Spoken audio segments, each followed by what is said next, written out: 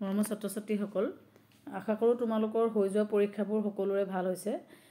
এতিয়া মই ইকনমিক্সৰ যিখন মেজৰ পেপাৰ তোমালোকৰ BA ফাৰ্ষ্ট ছেমিষ্টাৰ ইন্ট্ৰডাক্টৰী মাইক্ৰ' ইকনমিক্সৰ এখন চেম্পল পেপাৰ দিবলৈ আগবাঢ়ি আহিছোঁ। অলৰেডি মই মাইক্ৰ' ইকনমিক্সৰ ওপৰত কেইবাটাও ভিডিঅ' বনাইছোঁ, তোমালোকে পাইছা নাই নাজানো, কিন্তু আজি মই পুনৰ যিহেতু তোমালোকে কাইলৈ পৰীক্ষা আছে সেইকাৰণে আকৌ মনত পেলাই দিবৰ কাৰণে আকৌ কেইটামান কুৱেশ্যন লৈ তোমালোকৰ আগত এটা ভিডিঅ' দিবলৈ আহিছোঁ। এতিয়া যিহেতু তোমালোকৰ 60 মাৰ্কছৰ ৰিটেন হ'ব আৰু 20 মাৰ্কছ তোমালোকৰ 5 মাৰ্ক হ'ব আৰু 2 ঘণ্টা সময় তোমালোকে পাবা। গতিকে সময়টো 2 ঘণ্টা 60 মাৰ্কছৰ কাৰণে যথেষ্ট কম হয়, সেইকাৰণে প্ৰথমৰ পৰাই তোমালোকে লিখাখিনি অলপ স্পীডত লিখিবলৈ আৰম্ভ কৰিবা, কাৰণ কেতিয়াবা পিছত কি হ'ব তোমালোকৰ সময়ৰ অভাৱত জানি থকা কুৱেশ্যনো জনা কুৱেশ্যনো কিন্তু থাকি আহিব, সেইকাৰণে লিখাৰ স্পীডটো তোমালোকে অলপ বঢ়াবা। লগতে মই আৰু এটা কথা কওঁ, তোমালোক যিসকল BA ফাৰ্ষ্ট ছেমিষ্টাৰ এতিয়া ইকনমিক্স মেজৰ আছে, যিহেতু মই ইকনমিক্সৰে টিচাৰ, গতিকে তোমালোকে যদি ভৱিষ্যতে ছেকেণ্ড ছেমিষ্টাৰ থাৰ্ড ছেমিষ্টাৰত ইকনমিক্সৰ যিখিনি মেজৰ পেপাৰ আছে বা মাইনৰ পেপাৰ আছে ভালকৈ জানিবলৈ বিচৰা, তেতিয়াহ'লে অলপ কণ্টেক্টত থাকিবা, কাৰণ মই বহুত ল'ৰা ছোৱালী পোৱা নাই কাৰণে ইকনমিক্সত ইমান ভিডিঅ' দিয়া নাই। গতিকে তোমালোকে যদি ইচ্ছা কৰা, তোমালোকক যদি ভিডিঅ'খিনি লাগে বা মোৰ ভিডিঅ'ৰ পৰা উপকৃত হৈছা বুলি ভাবা, তেতিয়াহ'লেতো কিন্তু তোমালোকক নেক্সট ছেমিষ্টাৰকেইটাতো মই তোমালোকক সহায় কৰিব পাৰোঁ, কিন্তু সেইটো কথা তোমালোকে মোক আগতে জনাব পাৰা। গতিকে এতিয়া চোৱাচোন, মই তোমালোকক যিখন এখন যোৱা বছৰ হৈ যোৱা পেপাৰখনৰ শ্বৰ্ট কুৱেশ্যনকেইটা ছল্ভ কৰি দিছোঁ আৰু সেইকেইটা তোমালোকৰ উত্তৰ মই কুৱেশ্যনখনতে টিক মাৰ্ক মাৰি দিছোঁ। যিহেতু যোৱা বছৰৰ পেপাৰখন 4 ইয়েৰ যিখন পেপাৰ হৈছে তেতিয়া 80+20 আছিলে, সেইকাৰণে 8টা 1 নম্বৰীয়া কুৱেশ্যন আহিছিলে। এতিয়া কিন্তু তোমালোকৰ 6টাই 1 নম্বৰীয়া কুৱেশ্যন আহিব।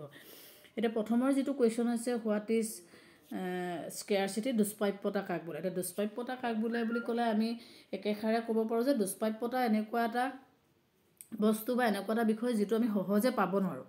গতিকে আমাৰ যিহেতু বিষয়টো অৰ্থনীতিৰ বিষয়, গতিকে অৰ্থনীতিৰ দুষ্প্ৰাপ্যতা সংজ্ঞাটো ৰবিনছনে দুষ্প্ৰাপ্যতাৰ সংজ্ঞা দিছে আৰু সেইটো তোমালোকৰ কি হ'ব কিতাপত ধুনীয়াকৈ আছে। গতিকে মই মুখেৰে কৈ দিছোঁ, তোমালোকে লিখি ল'বা। ৰবিনছনে দুষ্প্ৰাপ্যতাৰ ওপৰত অৰ্থবিজ্ঞানৰ সংজ্ঞাটো এনেধৰণে দিছে যে অৰ্থবিজ্ঞান হ'ল সেই বিজ্ঞান যি বিজ্ঞানে বিভিন্ন লক্ষ্য আৰু বিকল্প ব্যৱহাৰযোগ্য সীমিত সমলৰ মাজৰ সম্পৰ্ক হিচাপে মানুহৰ আচৰণ অধ্যয়ন কৰে। অৰ্থবিজ্ঞান হ'ল সেই বিজ্ঞান যি বিজ্ঞানে বিভিন্ন লক্ষ্য আৰু বিকল্প ব্যৱহাৰযোগ্য সীমিত সমলৰ মাজৰ সম্পৰ্ক হিচাপে মানুহৰ আচৰণ অধ্যয়ন কৰে। ইংলিছত ক'বলৈ হ'লে economics is a science which studies human behavior as a relationship between ends and scarce means which have alternative uses। গতিকে সেইটো তোমালোকৰ কিতাপত পাবাই, চাই ল'বা। আৰু বিৰ যিটো কুৱেশ্যন আছে, তলৰ কোনটো অৰ্থনীতিৰ মৌলিক সমস্যা নহয়, কেইবাটা অপশ্যন দিয়া হৈছে আৰু তাৰ শুদ্ধ অপশ্যনটো হৈছে তোমালোকৰ 4 নম্বৰটো, অৰ্থনৈতিক সুস্থিৰতা কেনেকৈ ৰাখিব পাৰি, সেইটো ইয়াৰ শুদ্ধ উত্তৰ, যিটো মই তোমালোকক ইয়াত টিক মাৰ্ক মাৰি দিছোঁ, কুৱেশ্যন পেপাৰখনত দেখিবাই। তাৰপিছত চাহিদাৰ বিধিটো ব্যতিক্ৰমী হয়, the exception of law of demand, Veblen দ্ৰব্য, গিফেন দ্ৰব্য, এই দুইটাৰ ক্ষেত্ৰতে চাহিদাৰ বিধিটো ব্যতিক্ৰম হয়।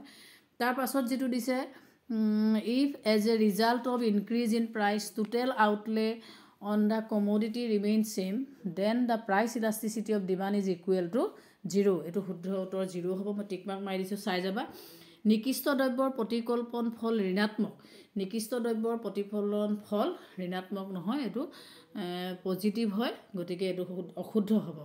তলৰ কোনটো পূৰ্ণ প্ৰতিযোগিতামূলক বজাৰৰ বৈশিষ্ট্য নহয়, ইয়াত কেইবাটাও বৈশিষ্ট্য দিয়া হৈছে, তাৰ ভিতৰত প্ৰথমৰ যিটো বৈশিষ্ট্য সেইটোৱেই নহয়, উপাদানৰ দ্বাৰা বিজ্ঞাপন প্ৰদান কৰা, কনচিডাৰেবল এডভাৰটাইজিং বাই ইণ্ডিভিজুৱেল ফাৰ্ম, সেইটো পূৰ্ণ প্ৰতিযোগিতামূলক বজাৰ অৰ্থাৎ পাৰফেক্ট কম্পিটিশ্যনৰ বৈশিষ্ট্য নহয়। বাকীবোৰ মই পঢ়ি দিয়া নাই আৰু মেইন উত্তৰটোৱে পঢ়ি দিছোঁ। উপাদানৰ ক্ৰেতা কোন, হু are the buyers of input, সেইটো হৈছে উৎপাদন প্ৰতিষ্ঠান ফাৰ্মছ, উৎপাদন প্ৰতিষ্ঠান ফাৰ্মছ। তাৰপিছত এইচৰ যিটো আছে, তলৰ কোনটো উপাদান যোগানৰ পূৰ্ণ অস্তিত্বস্থাপক, সেইটো হৈছে ভূমি লেণ্ড, কাৰণ আমি যিমানেই যি নহওক আমি কেতিয়াও ভূমি বা লেণ্ড বৃদ্ধি কৰিব নোৱাৰোঁ, পৰিৱৰ্তন কৰিব নোৱাৰোঁ। গতিকে এইকেইটা শ্বৰ্ট কুৱেশ্যনৰ উত্তৰ মই দি দিছোঁ। আৰু লগতে তোমালোকৰ এতিয়া যিহেতু ইয়াত 8টা আছে, তোমালোকৰ 6টা 1 নম্বৰীয়া কুৱেশ্যন আহিব, তোমালোকে সেইটো কনফাৰ্ম হৈ থাকা, তেনেকুৱা ধৰণে কুৱেশ্যন আহিব। তাৰপিছত তোমালোকৰ যিহেতু 5টা ইউনিট আছে, 5টা ইউনিটৰ পৰা তোমালোকক 4টাই যিহেতু শ্বৰ্ট নোট কৰিবলৈ আহিব পাৰে, কোনো 5টা কুৱেশ্যন দি দিব পাৰে শ্বৰ্ট নোট, তাৰ ভিতৰত তোমালোকে চিলেক্ট কৰি 4টা শ্বৰ্ট নোট লিখিব লাগিব। এতিয়া ইয়াত যিখিনি আহিছে সেইখিনি তোমালোকে অলপ চাবা। সম্পত্তিৰ অধিকাৰ, ৰেচনিং, কনজিউমাৰ চাৰপ্লাছ, প্ৰতিকল্পনাৰ প্ৰান্তিক হাৰ, স্কল্প বিক্ৰেতাৰ বজাৰ, ইনপুট বজাৰ, ইয়াত কেইবাটাও দিয়া হৈছে তোমালোকে দেখিবাই। তাৰ ভিতৰত কিন্তু 4টা কৰিব লাগে, গতিকে সেইখিনি তোমালোকে চাবা। তাৰপাছত যিহেতু 5টা ইউনিট আছে, প্ৰতিটো 5টা ইউনিটৰ পৰা এটা লং কুৱেশ্যন আহিব আৰু প্ৰতিটো কুৱেশ্যনৰ লগত এটা অৰ দিব, মানে আৰু অৰটো সেই যিটো ইউনিট আছে সেই ইউনিটটোৰ লগতে অৰ দিব। গতিকে তোমালোকে দেখিছাই, চোৱা প্ৰথমৰ যিটো ইউনিট আছে সেই ইউনিটটোৰ পৰা কুৱেশ্যন আহিছে অৰ্থনৈতিক আৰ্হি কি, এটা উদাহৰণসহ ব্যাখ্যা কৰা, what is economic model, explain with an example. আৰু তাৰ লগত সেই ইউনিটটোৰে এটা অৰ্থ মানে তোমালোকৰ অৰ দিছে যে what is command economic system আৰু গিভ ইটছ মেৰিট বা মেইন ফিচাৰ্ছ। চাহিদাৰ সংজ্ঞা দিয়া, চাহিদা বিধি উল্লেখ কৰা আৰু চাহিদা পৰিৱৰ্তনৰ প্ৰভাৱ পেলাব পৰা উপাদানসমূহৰ বিষয়ে আলোচনা কৰা। এতিয়া ইয়াত মাৰ্কছবোৰ তোমালোকে বেছি পাইছা, 11 আছে, কিন্তু ইয়াত মাৰ্কছবোৰ তোমালোকৰ লং কুৱেশ্যনবোৰ খুব বেছি 8, 9 এনেকুৱা ধৰণে তোমালোকক ভাগ কৰি দিব, মাৰ্কছবোৰ অলপ কমি আহিব যিহেতু তোমালোকৰ মাৰ্কছটো 60 মাৰ্কছলৈ কনভাৰ্ট কৰি দিলে। আৰু এই কুৱেশ্যনটো 4 এই কুৱেশ্যনটো অৰ দিছে যে চাহিদাৰ স্থিতিস্থাপকতা বুলিলে কি বুজা, বিন্দু স্থিতিস্থাপকতা আৰু বৃত্তাংশ স্থিতিস্থাপকতাৰ মাজৰ পাৰ্থক্য আলোচনা কৰা, চাহিদাৰ বৃত্তাংশ স্থিতিস্থাপকতা জোখা পদ্ধতিৰ বিষয়ে আলোচনা কৰা। গতিকে এনেকুৱা ধৰণে আহিব। তাৰপাছত তোমালোকৰ 3 নম্বৰ ইউনিটটোৰ পৰা আহিব নিৰপেক্ষ ৰেখা কাক বোলে, নিৰপেক্ষ ৰেখাৰ বৈশিষ্ট্যসমূহ উল্লেখ কৰা, নিৰপেক্ষ ৰেখাৰ হাত উপভোক্তাৰ ভাৰসমতা ব্যাখ্যা কৰা, এনেকুৱা ধৰণে আহিব। বা নহ'লে তাৰ লগত অৰ আহিব পাৰে প্ৰতিকল্পনৰ ফল আৰু আয় ফলনৰ পাৰ্থক্য লিখা, এই দুয়োটাৰ ফলে কেনেকৈ উপভোগৰ ভাৰসাম্য পৰিৱৰ্তন কৰে। গতিকে এইখিনি কুৱেশ্যন তোমালোকৰ অলৰেডি পেপাৰ আহি গৈছে 2023 চনত। গতিকে এইখিনি তোমালোকে পূৰা চাবাই, ইয়াৰ ভিতৰতো 2-এটা কুৱেশ্যন কমন পৰাৰ চান্স থাকে। গতিকে ইউনিট ৱাইজ মই গোটেই প্ৰশ্নবোৰ পঢ়ি নাযাওঁ, বহুত দীঘলীয়া হৈ যাব ভিডিঅ'টো, সেইকাৰণে ইউনিট ৱাইজ তোমালোকৰ 7টা লং কুৱেশ্যন 7 নম্বৰলৈকে আহিব তোমালোকৰ লং কুৱেশ্যনটো, লাষ্ট মানে 5টা হ'ব। গতিকে নাম্বাৰিং ৱাইজ তোমালোকৰ 7A 7Bলৈকে তোমালোকৰ 7টা কুৱেশ্যন হ'ব টোটেল। আৰু ইয়াত মাৰ্কছটো যেনেকৈ দিয়া আছে মাৰ্কছটো খালি অলপ কমি যাব, বাকী কুৱেশ্যনৰ পেটাৰ্ণটো কিন্তু তোমালোকৰ একেই থাকিব। সেইকাৰণে তোমালোকে কোনো চিন্তা কৰিবলগীয়া কথা নাই, গোটেই ইউনিটবোৰ থ'ৰ পঢ়ি যোৱা, অলৰেডি তোমালোকে পঢ়িছাই। এতিয়া মই কি কৰিছোঁ, কিতাপ যদি তোমালোকৰ লগত আছে ভালেই কথা, মিনতী গগৈ বৰুৱাৰ যিখন কিতাপ সেইখন খুব ভালকৈ ওলাইছে। যদি তোমালোকৰ লগত নাইও তেতিয়াহ'লে ইউনিট ৱাইজ মই কিছুমান কুৱেশ্যন তোমালোকক দি দিছোঁ, আৰু যিবোৰ কুৱেশ্যনৰ শ্বৰ্ট কুৱেশ্যনবোৰৰ এনচাৰ কিতাপত থকাটোতো আছে, যিখিনি নাই মই তোমালোকৰ কিতাপখনতে দাগ মাৰি দিছোঁ। তোমালোকে এইখিনি চাই যাবা, আৰু পঢ়ি গ'লে যথেষ্ট সময় লাগিব। স্ক্ৰীনখন তোমালোকে ওচৰলৈ আনি ল'বা, তেতিয়া বস্তুখিনি স্পষ্টকৈ দেখিব পাৰিবা। গতিকে প্ৰতিটো ইউনিটৰে মই এইখিনি দিছোঁ, তোমালোকে এইখিনি চাই যাবা, আৰু চাই গৈ গোটেই বস্তুখিনি এবাৰ হ'লেও ৰিডিং কৰি যাবা।